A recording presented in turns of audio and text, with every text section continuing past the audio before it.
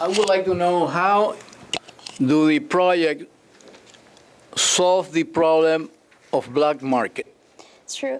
It doesn't solve it, but I think that it makes it better because there's a lot of paranoia when it comes to farmers and their neighbors, and also thieving. When you have a sensor, I think that it'll be less likely for people to sneak into farms and steal animals, and that way the farmers also don't get persecuted by the police. So it doesn't solve the system necessarily, but I think that it helps alleviate it. When I first heard about this project as a political science major, in my head, I automatically thought, this is impossible. Engineering cannot fix this because this is efficiency and inefficiency within the system. And it actually ranges into economics, social, and even political aspects of the Cuban society.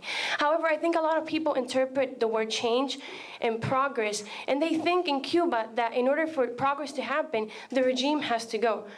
And this is something that I believe could be implemented once we understand that the black market is part of the inefficiency in Cuba created by the system, and we must come in terms with it. And in order to resolve it outside, then yes, political changes and economic changes must have to take place. But from the engineering perspective, this is a way to tackle the technical parts of the black market. The black market will not go away. For that, then further changes within the system must have to take place that engineering cannot address. Thank you. A couple of observations. The first is, in terms of detecting an intruder, it would probably work the other way, which is a cow. If you take down the fence, then they've lost the sense of boundary. So you still have to have something there so that they can detect, because otherwise you're going to be waking up many times or in the middle of the night because a cow crossed. The second point is, look at something also, because the box could be stolen just like the cow is stolen. So yeah, the first thing you're going to do is, detect that there's been a breakage in the circuit, you get an alarm and everything else, but you just lost your equipment. Yeah, to listen to Michael Jordan, Michael Jackson. Unless we put another sensor by the box, and then if they try to get near it, then it'll ring. You know? It just says get rid of this.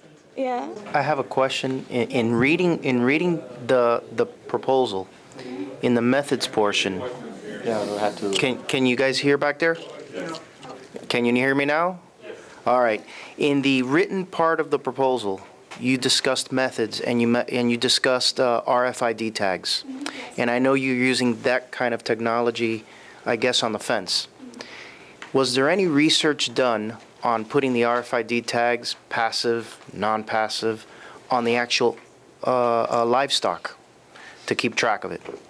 Yes, but then we thought about how we would need to manage data. We thought that that would just be too complex. I thought we wanted to start with a system that was very simple, that could be used by the average farmer, and having a whole data system, that I think that's just way too much for Cuba right now. So, but RFID tags, we did research them, and they have been used before. We just think that Cuba would benefit from something much simpler. Thank you. And that's all our questions. Thank you so much. Thank you.